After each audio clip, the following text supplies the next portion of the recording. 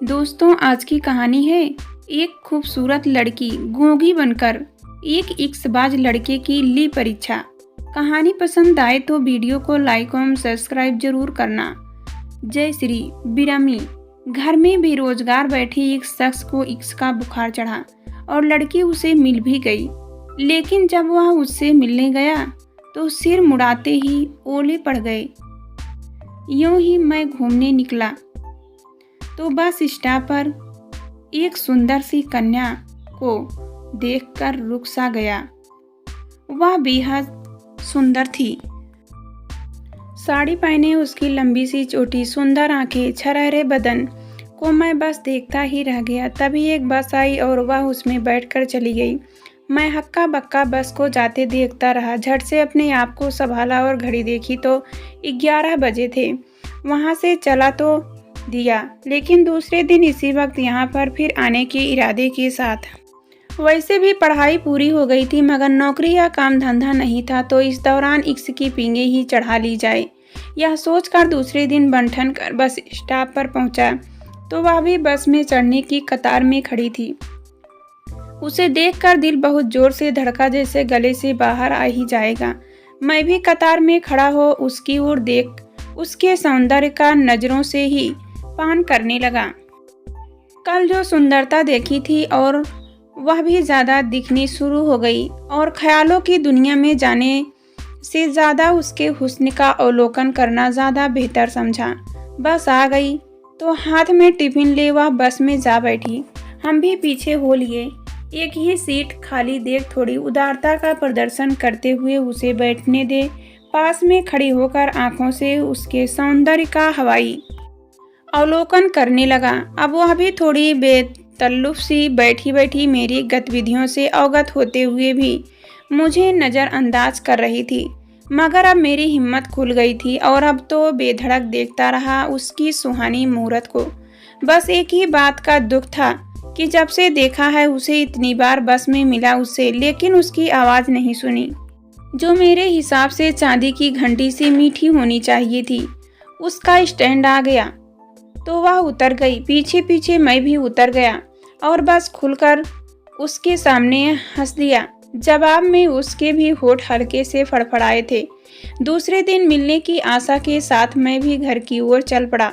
सुबह उठते ही उसी के ख्यालों की दिनचर्या शुरू की और 10 बजते ही बस स्टॉप पहुंच इंतजार में लग गया। सामने से होठों पर मुस्कान लिए वह आ गई और बस की लाइन में खड़ी हो गई तो मैं पीछे जाकर खड़ा हो गया। थोड़ी देर में बस आई तो आगे वह और पीछे मैं बस में चढ़ गए। संयोग से आज एक सीट पूरी खाली थी। मैंने भी नारी सम्मान को मान देते हुए उसे बैठ जाने के लिए इशारे से बोला। वह खिड़की के पास बैठ गई और मैं उसके साथ में बैठ इतरा रहा था। कंडक्टर आया तो उसने अपने पर्स से पैसे निकाले तो कंडक्टर ने बिना पूछे ही टिकट पकड़ा दिया। इस पर वह मुस्कुरा कर रह गई। मेरा उसकी आवाज़ सुन पाने का जो ख्वाब था वह टूट गया। टिकट के पैसे दे उसने पर्स हम दोनों के बीच में रख दिया तो अपनी ही हिम्मत बढ़ी और पर्स को छूकर ऐसा महसूस होने लगा जैसे उसके नरम हाथों को छू लिया हो। मैंने हिम्मत इकट्ठी की और जेब से पेन निकाला। वह एक छोटी सी पर्ची पर लिखा और उसे दूसरे दिन बस स्टॉप के पास वाले बगीचे में मिलने बुला लिया। चिट्ठी उसके पर्स के बाहर वाले पैकेट में डाली और उसके उतरने से पहले ही बस से उतर गया।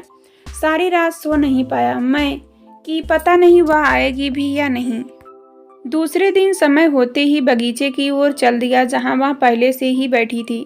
सुंदर साड़ी, बालों में गजरा लगाए और होठों पर हल्की सी लाली शायद कुदरती ही थी। मैं भी इधर उधर देख उसकी ओर चल दिया और जाकर उसकी बगल में बेंच पर बैठ गया तो वह थोड़ी अदा से मुस्कुराई। मैं भी जवाब में हंस दिया।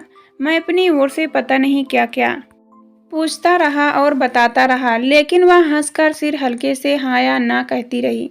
इससे मेरे सब्र ने जवाब दे दिया। मैं झुंझला कर बोल ही पड़ा, आप जवाब क्यों नहीं दे रही हो? गूंगी हो क्या? इस पर उसने उंगली से मेरी जेब की ओर इशारा किया जहाँ पेन था। मैंने उसे वह दे दिया। उसने अपने बैग में से एक छोटा सा कागज का टुकड़ा निकाल कुछ लिखा और मेरी ओर बढ़ा दिया। उसमें लिखा था, मैं पूर्णतया सुन सकती हूँ लेकिन बोल पाने में असमर्थ हूँ। क्या आप मुझसे शादी करेंगे? अपनी तो बैंड बज गई। सोचा वैसे भी बेकार हूँ, दोस्त लोग ताना मारेंगे कि गूंगी ही मिली। मैं एक झटके से उठकर बिन पूछे बिना देखे चल पड़ा। मैं वहाँ से जल्द भाग जाना चाहता था, पेन लेने को भी नहीं रुका। तभी पीछे से एक मधुर चांदी की घंटी सी आवाज़ आई, अपना पेन तो लेते जाए जनाब। मैं जड़वत वहीं खड़ा रह गया।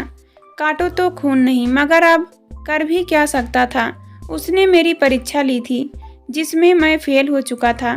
पेन लेने की हिम्मत नहीं थी, कैसे करता उसका सामना। और अब तो मुट्ठियाँ बांध, पहले धीरे धीरे और बाद में झट से दौड़ बगीचे से बाहर भागा और आकर देखा तो कलेजा गले के आया हुआ था और पसीने से कपड़े गीले हो गए थे। इश्क का बुखार उतर चुका था।